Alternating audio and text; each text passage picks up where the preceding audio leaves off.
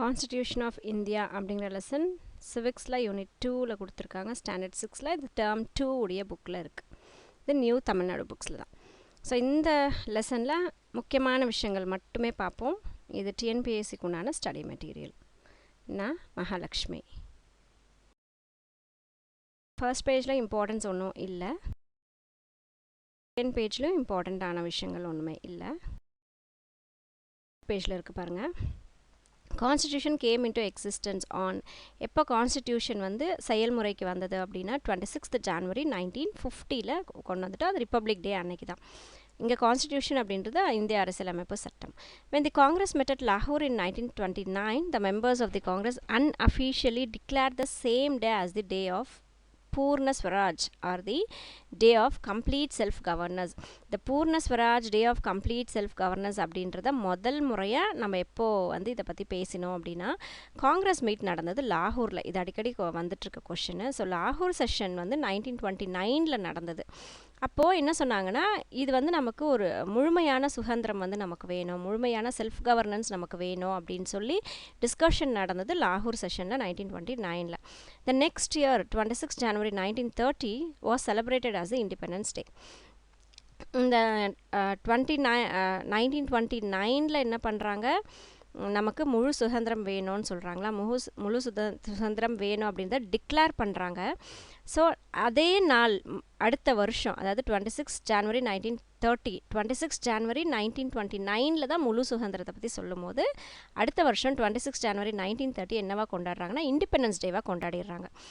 அந்த ஞாபகம் நமக்கு இருக்கணும். அந்த முதல் முறையாக நம்ம இண்டிபெண்டன்ஸ் டேவை கொண்டாடின அந்த நாள் நமக்கு ஞாபகம் இருக்கணுன்றதுக்காக தான் வந்து 26th January 1950 இந்த இந்திய அரசியலமைப்பு சட்டத்தை கொண்டு வந்து ரிப்பப்ளிக் டேவாக நம்ம அதை கொண்டாடுறோம். Then the constitution is and highlighted மட்டும் பாருங்கள். The Constitution is an authentic document. Constitution அப்படின்னா என்ன அப்படின்னா அரசியலமைப்பு அப்படின்னா என்னென்னா it is an authentic document. அது ஒரு டாக்குமெண்ட், ஒரு புக்கு மாதிரியான ஒரு விஷயம். கண்டெய்னிங் த பேசிக் ஐடியாஸ். அதில் என்னெல்லாம் இருக்கும்னா பேசிக்கான ஐடியாஸ் இருக்கும், நம்ம நாட்டை பற்றின முக்கியமான டீட்டெயில்ஸ் இருக்கும், அண்ட் பிரின்சிபல்ஸ் இருக்கும். எந்த மாதிரி ஆட்சிகள் நடத்தணும் அந்த மாதிரி பிரின்சிபல்ஸ் இருக்கும். And laws of the country, சட்டங்கள், நம்ம நாட்டினுடைய மொத்த சட்டங்களும் அந்த கான்ஸ்டியூஷனில் இருக்கும். It also defines the rights and duties of citizens. இந்த கான்ஸ்டியூஷனில் ஒரு இந்திய நாட்டை சார்ந்த ஒவ்வொரு சிட்டிசனுடைய ரைட்ஸ் என்ன, அவங்களுடைய டியூட்டிஸ் என்ன அப்படின்றது அதில் குறிப்பிட்டிருப்பாங்க. The laws governing a government originate from the constitution. எந்த ஒரு சட்டத்தை உருவாக்கினாலும் நம்மளோட நாட்டில் அந்த சட்டங்கள் எல்லாமே வந்து இந்த இந்திய அரசியலமைப்பு சட்டத்துடைய கண்ட்ரோலில் இருந்து தான் வந்து அது உருவாக்க முடியும். Every country is ruled on the basis of is constitution. ஒவ்வொரு நாடுமே தனக்குன்னு ஒரு கான்ஸ்டியூஷனை வச்சு தான் வந்து தன்னுடைய நாட்டை ஆட்சி செஞ்சிட்ருக்காங்க. Directive principles are also mentioned in the Constitution, so it is holistic in nature. Holistic அப்படின்னா முழுமை. ஸோ இதில் நம்ம ஃபண்டமெண்டல் ரைட்ஸை பற்றி கொடுத்துருக்காங்க, டியூட்டிஸ் பற்றி கொடுத்துருக்காங்க, ஒரு கவர்மெண்ட் எப்படி நடத்தணும்னு கொடுத்துருக்காங்க, எல்லா சட்டங்களை பற்றி இந்த நம்மளோட கான்ஸ்டியூஷனில் இருக்குது. அதனால ஒரு முழுமையான ஒரு விஷயமாக தான் வந்து நம்மளுடைய கான்ஸ்டியூஷன் இருக்குது. இங்கே ஹாலிஸ்டிக் இன் நேச்சர்னால் முழுமையாக இருக்குது அப்படின்னு அர்த்தம். In 1946, nearly 389 members of the Constitution Assembly. Constituent Assembly அப்படின்னும்போது இந்த ஒரு நமக்குன்னு ஒரு கான்ஸ்டியூஷன் இருக்கணும் அப்படின்னு ஒரு குழு வந்து அமைச்சாங்க. அதான் கான்ஸ்டியூண்ட் அசம்பிளின்னு சொல்கிறோம். who belonged to different parties from different places came together to frame the Constitution of India. வெவ்வேறு இடங்கள்லேருந்து வெவ்வேறு பார்ட்டிஸை சார்ந்தவங்க, வெவ்வேறு அமைப்புகளை சார்ந்தவங்க எல்லாம் ஒன்றா சேர்ந்து ஒரு அசம்பிளி ஸ்டார்ட் பண்ணுறாங்க.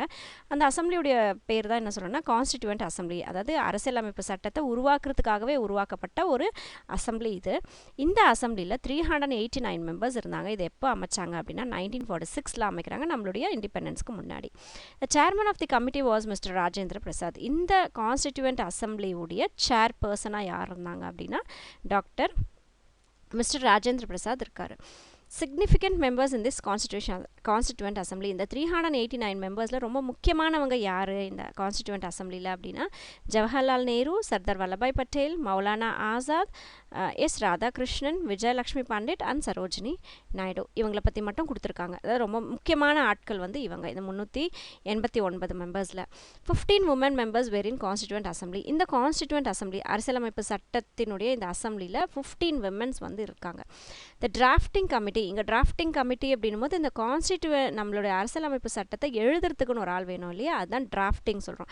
So drafting committee was formed with 8 members. இந்த அரசியலமைப்பு சட்டத்தை எழுதுறதுக்காக ஒரு கமிட்டி அமைக்கிறாங்க. இந்த கான்ஸ்டிடியூவன்ட் அசம்பிளியில் இருந்தே ஒரு குழு ஒன்று அமைக்கிறாங்க. அந்த குழு தான் என்ன சொல்கிறாங்க அப்படின்னா டிராஃப்டிங் கமிட்டின்னு சொல்கிறாங்க. இந்த கமிட்டியில், இந்த அரசியலமைப்பு சட்டத்தை எழுதுறதுக்கு உண்டான கமிட்டியில் 8 மெம்பர்ஸ் இருந்தாங்க அண்ட் ஒரு சேர்மேன் இருக்கார். அந்த சேர்மன் யாருன்னா டாக்டர் B.R. அம்பேத்கர் தான் வந்து chairman. B.N. Rao was appointed as an adviser. Doctor B.R. Ambedkar வந்து சேர்மேனாக இருக்காங்க. B.N. ராவ் வந்து இவர் அட்வைசராக இந்த டிராஃப்டிங் கமிட்டியோடைய அட்வைசராக இருக்காங்க. த கமிட்டி மெட் for the first time on 9 December 1946. அதாவது இண்டிபெண்டன்ஸ்க்கு முன்னாடியே ஞாபகம் வச்சுக்கோங்க. 1946 டிசம்பர் 9 தான் முதல்ல இந்த டிராஃப்டிங் கமிட்டி ஒன்றா சேர்ந்துச்சு. இந்த 8 பேர் ஒன்றா சேர்ந்து கான்ஸ்டிடியூவன்சி, இந்த நம்மளுடைய அரசியலமைப்பு சட்டத்தை எழுதுறதுக்காக இவங்க ஃபஸ்ட்டு மீட் ஆனது 9 December 1946. On the same day the drafting of constitution of India started. அதே நாள் அவங்க நம்மளுடைய இந்தியாவுடைய கான்ஸ்டிடியூஷனை எழுதவும் ஆரம்பிச்சிட்டாங்க. The constitutions of nearly 60 countries including the UK, USA, former USSR, France, Switzerland, etc. were thoroughly examined and their best features have been adopted by our constitution. So இந்த நம்மளுடைய இந்திய அரசியலமைப்பு சட்டம் எழுதுறதுக்கு முன்னாடி இந்த கமிட்டி மெம்பர்ஸ், கான்ஸ்டிடியூவன்ட் அசம்பிளியில் இருக்கவங்க இவங்க எல்லாரும் பார்த்தீங்க அப்படின்னா 60 நாடுகளுடைய அரசியல் அமைப்பை வந்து படித்தாங்க, தெரிஞ்சுக்கிட்டாங்க. அதில் இருக்கக்கூடிய ரொம்ப முக்கியமான பெஸ்ட்டான விஷயத்தை வந்து நம்மளுடைய கான்ஸ்டிடியூஷனில் வேணுன்றதுக்காக அதையும் எடுத்து அதில் மாடிஃபிகேஷன்ஸ் பண்ணி நம்மளுடைய அரசியலமைப்பு சட்டத்தில் இன்க்ளூட் பண்ணியிருக்காங்க. ஸோ அவங்க படித்த அந்த 60 கண்ட்ரீஸுடைய கான்ஸ்டிடியூஷன் படிச்சிருக்காங்க இல்லையா, அதில் முக்கியமான கண்ட்ரீஸ் வந்து UK, USA, former USSR, France, Switzerland, இந்த நாடுகளுடைய கான்ஸ்டிடியூஷனும் அடங்கும். Nearly 2000 amendments were made before the draft was finalized. இந்த டிராஃப்டிங் கமிட்டி வந்து நம்ம இந்திய அரசியலமைப்பு சட்டத்தை வந்து எழுதிக்கிட்டு இருக்காங்க இல்லையா, இது எழுதி இதை ஃபைனலைஸ் பண்ணுறதுக்குள்ள 200 முறை 2000 முறை இதை வந்து சேஞ்சஸ் கொண்டு வந்துட்டாங்க. அமெண்ட்மெண்ட் அப்படின்னா மாற்றங்கள், சேஞ்சஸ். ஸோ 2000 முறைக்கு மேலே சேஞ்சஸ் வந்து கொண்டு வந்துட்டாங்க. It took a period of 2 years, 11 months and 17 days. நம்மளுடைய இந்திய அரசியலமைப்பு சட்டம் எழுதுறதுக்கு எவ்வளோ நாட்கள் ஆச்சு அப்படின்னா 2 years, 11 months, 17 days ஆச்சு. It was completed on 26 November 1949. இது எப்போ எழுதி முடித்தாங்க அப்படின்னா 26 நவம்பர் 1949. ஆனால் நம்ம 26 ஜான்வரி 1950 தான் வந்து கான்ஸ்டிடியூஷன் ஆஃப் இந்தியாவை நம்ம ஏற்றுக்கிட்டது. கம்ப்ளீட் பண்ணது வேறு, நம்ம அக்செப்ட் பண்ணிக்கிட்டது வேறு. கம்ப்ளீட் பண்ணது 26 நவம்பர் 1949, அக்செப்ட் பண்ணது 26 ஜான்வரி 1950. அந்த 26 ஜான்வரி 1950 ஏன் அதை நம்ம அக்செப்ட் பண்ணினோன்னா முழு சுதந்திரம் அப்படின்றத அந்த டேயில் கொண்டு வந்ததுனால அந்த ஞாபகம் வச்சுக்கணுன்றதுக்காக தான் அதை கொண்டு வந்தாங்க. ஸோ இடைப்பட்ட நாளில் அவங்க அதுக்காக வெயிட் பண்ணி அந்த டேவை கொண்டு வந்தாங்க.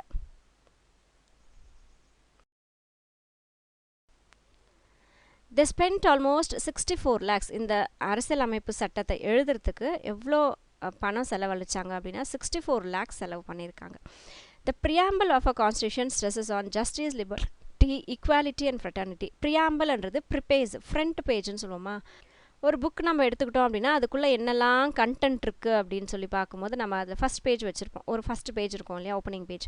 அந்த மாதிரி ஒரு ஃபஸ்ட் பேஜ் இதுக்குள்ளே என்ன முக்கியமான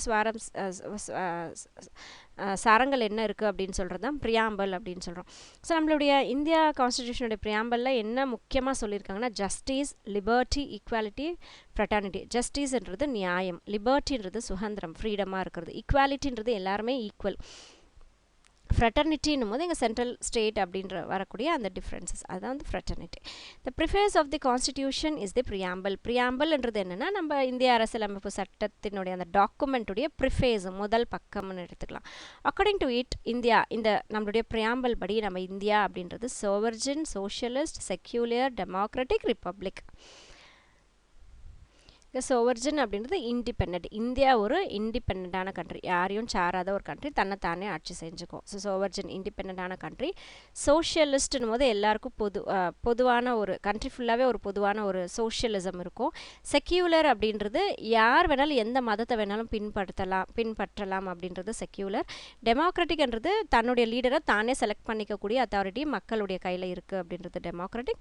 ரிப்பப்ளிக் அப்படின்றது நம்மளுடைய நாட்டுக்கு உண்டான அரசியலமைப்பு சட்டத்தின்படி இந்தியா வந்து வழி நடந்துட்டுருக்கு அப்படின்றது தான் வந்து ப்ரிஃபேஸில் சொல்லக்கூடிய ஒரு கருத்து. So India is a sovereign, socialist, secular, democratic republic. Sovereignty refers to the ultimate power of the country. இந்த கண்ட்ரியுடைய ஹையஸ்ட் பொசிஷனில் யார் இருப்பாங்க, அல்டிமேட் பவர் யார்கிட்ட இருக்குது அப்படின்னு சொல்கிறது தான் sovereignty. செக்யூலர் அப்படின்னா என்னென்னா, laws allow all the citizens of the country the right to follow different faith and religious beliefs. Secular அப்படின்றது நம்ம நாட்டில் இருக்கக்கூடிய மக்கள் அவங்களுடைய விருப்பப்படி எந்த மதத்தை வேணுனாலும் எந்த இனத்தை வேணுனாலும் ஃபாலோ பண்ணிக்கலாம் அப்படின்றது தான் secular. The country does not have a religion of its own. நம்ம கண்ட்ரி வந்து எந்த மதத்தை சார்ந்தது அப்படின்னா இல்லை, நம்ம கண்ட்ரி எல்லா மதத்துக்கும் முக்கியத்துவம் கொடுக்கக்கூடிய ஒரு கண்ட்ரி.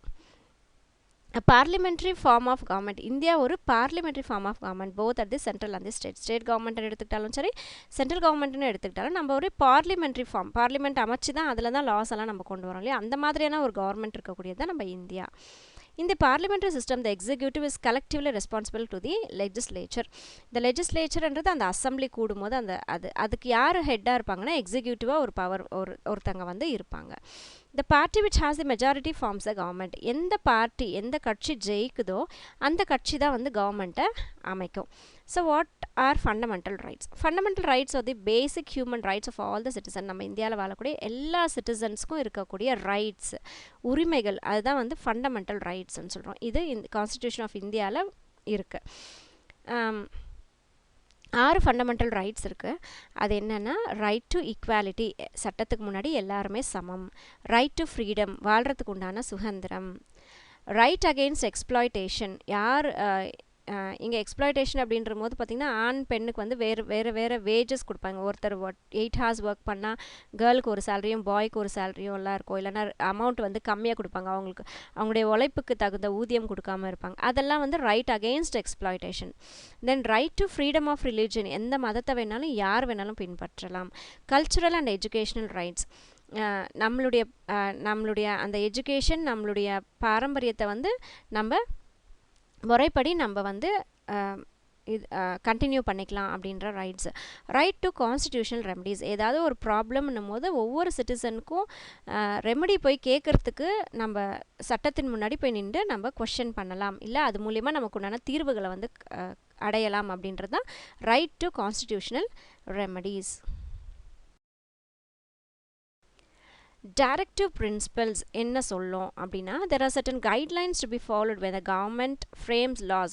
ஒரு ஸ்டேட் கவர்மெண்ட்டோ ஒரு சென்ட்ரல் கவர்மெண்ட்டோ, ஸ்டேட் கவர்மெண்ட்ஸ் வந்து லாஸ் தன்னோட ஸ்டேட்டுக்கு உண்டான லாஸ் எல்லாம் சட்டங்கள் எல்லாம் ஏற்றும் போது எதை பின்பற்றி அவங்க ஏற்றணும் அப்படின்னா, டைரக்டிவ் பிரின்சிபல்ஸ்னு ஒன்று கொடுத்துருக்காங்க நம்மளுடைய அரசியலமைப்பு சட்டத்தை. அதை தான் வந்து இவங்க ஃபாலோ பண்ணி லாவை வந்து அமைக்கணும், ஃப்ரேம் பண்ணணும்.